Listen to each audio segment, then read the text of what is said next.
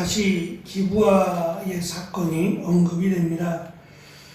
문제는 그 기브아의 사건이 이미 사사기에서부터 호세아 선지자가 활동하던 시대까지가 몇백 년에 걸쳐서 지난 뒤라고 하는 점입니다. 그럼에도 이 기브아 때 일어났던 단순한 음행뿐만 아니라 그들이 약자들을 괴롭히고 불의하게 했던 그 모든 죄악의 모습이 지금 고스란히 호세아 선지자가 활동하던 이 북이스라엘 이 시대에 남아있다라고 하는 것입니다. 그래서 기브아 때부터 지은 죄가 사라지지 않고 계속해서 이스라엘 안에 머물렀다라고 하는 점을 지금 지적합니다. 죄라고 하는 것이 그대로 머물렀다라고 하는 것이 상징하는 여러 가지 모습들이 있습니다. 그것은 단순히 죄의 유형이 똑같다라고 하는 말이 아니라 다양하게 변화가 되죠. 오히려 더 복잡하고 더 다양하게 변화가 되기도 합니다. 그래서 이 죄라고 하는 것이 우리가 보통 업그레이드가 된다고 하는데, 우리가 생활하면서 달라진 사회의 모습, 그 모습과 어울리게 다양하게 변화되기도 합니다. 우리가 살아가는 이 시대 속에서 교묘하게 성소수자라고 하는, 마치 그들을 외면하는 자들이 잘못된 것처럼, 그래서 동성애자들 그러면 표면적으로 그것이 문제라고 하는 것이 드러나니까 성소수자라고 해서 그들을 외면하면 외면하는 자들이 문제인 것처럼, 그래서 성소수자들을 오히려 배려하고 그들을 감싸 안아줘야 한다라고 하는 그런 것들을 유발하게 만드는 그런 표현들 또는 그러한 죄악을 마치 감싸 주어야 마땅한 것처럼 그렇게 만들어버리기도 합니다. 역사가 흐르고 시간이 바뀌었으며 나라도 이루었고 왕도 존재하지만 그들이 여전히 기브아의 범죄를 행하고 있다라고 하므로 약자를 짓밟고 사람을 탐욕의 대상으로 여기며 패거리로 똘똘 뭉쳐서 불의를 감추고 폭력을 휘두름으로 공의와 인애가 사라진 그러한 세상이 되었다라고 하는 것을 강조합니다. 9절은 계속해서 기브아의 범죄와 불의를 행하는 이들로 인해 전쟁이 일어나서 베냐민 지파가 거의 멸절 지경까지 이르렀음을 환기시켜서 전쟁이 이들을 향해서 일어날 것을, 그래서 당시에는 12지파가 11지파가 일어난 것처럼 하나님께서는 그들을 위해 여러 민족을 일으키셔서 전쟁을 하게 하실 것이다 라고 하는 것을 말씀합니다. 하나님은 자신의 뜻에 따라 이스라엘을 징계하실 겁니다. 이스라엘이 아직 망하지 않았다면 그것은 그들에게 문제가 없어서, 죄가 없어서가 아니라 하나님이 원하시는 때가 아니기 때문이에요. 바꿔 말하면 하나님은 한 사람이라도 더 구원받기를, 한 사람이라도 더 하나님께 나아오기를 원하신다는 거죠. 그래서 계시록에서도 우리에게 가르쳐 주는 것처럼 아직은 구원의 때라고 하는 것은 죄가 덜 차서 그런 것이 아니라 한 사람이라도 더 하나님은 구원하시기 원하셔서 은혜의 기회를 주시는 것이다 라고 하는 것을 강조합니다.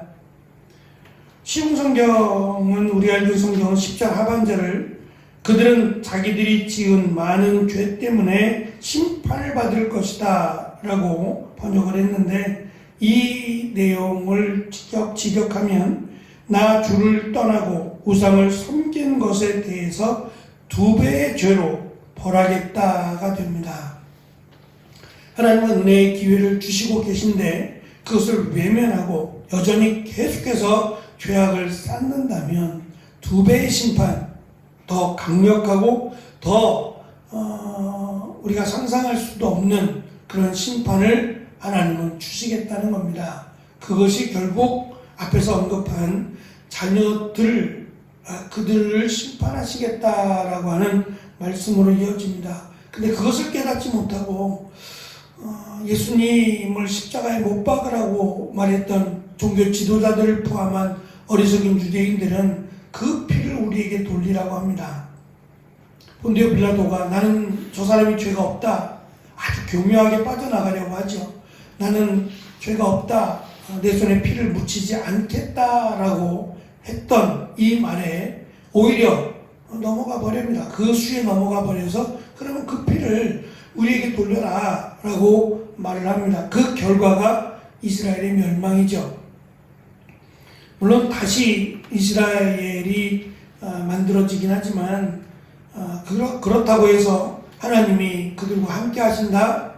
글쎄 그렇게는 또 볼 수 없는 것 같아요. 왜냐하면 성경이 우리에게 가르쳐주는 하나님을 믿는다면 하나님의 공의와 그리고 하나님의 백성들 그들을 향한 인애가 있어야 됩니다. 그런데 너무 극단적인 이기적인 오직 하나님은 우리 하나님만이시다 라고 하는 이 정말 철저한 극단적 이기주의와 더불어 주변 국가들을 향해서 늘 으르렁거리고 전쟁 중에 있는 그들의 모습은 하나님을 믿는 자다운 모습은 분명히 아닙니다.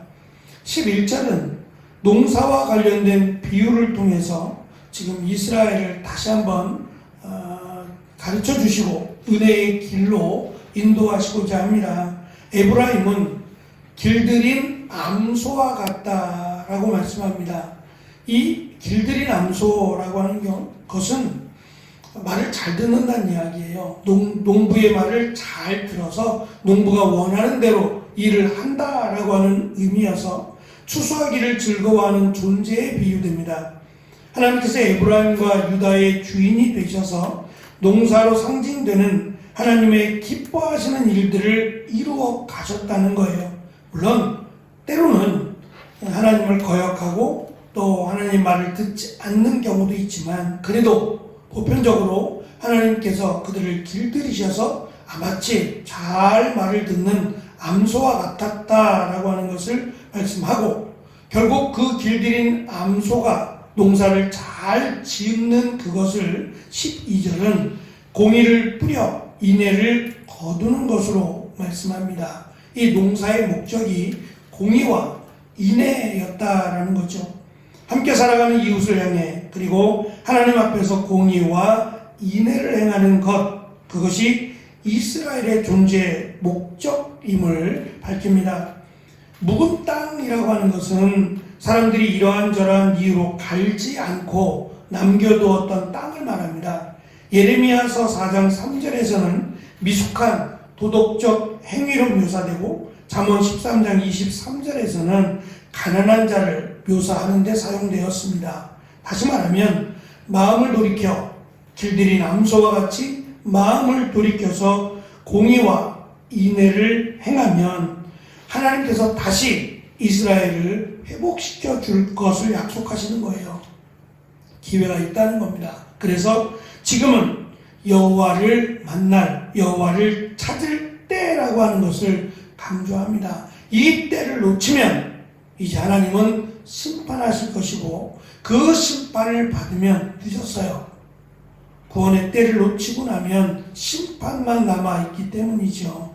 우리도 언제든지 하나님을 만날 만한 때에 찾으라, 부르짖으라고 성경이 우리에게 가르치는 것처럼 이 때를 놓치고 나면 그때가 언제일지는 알지 모르지만 마냥 막연하게 흘러가진 않을 겁니다. 그래서 그 때를 기억하고 지금 하나님이 주신 때다라고 하는 것을 기억하고 하나님께 나아와 하나님의 은혜를 구하며 말씀하신 공의와 인애를 행하는 자에게 하나님 은혜를 베푸신다라는 것을 기억하고 살아가는 우리와 사랑하는 성도들이 되어지기를 축원합니다. 기도하겠습니다.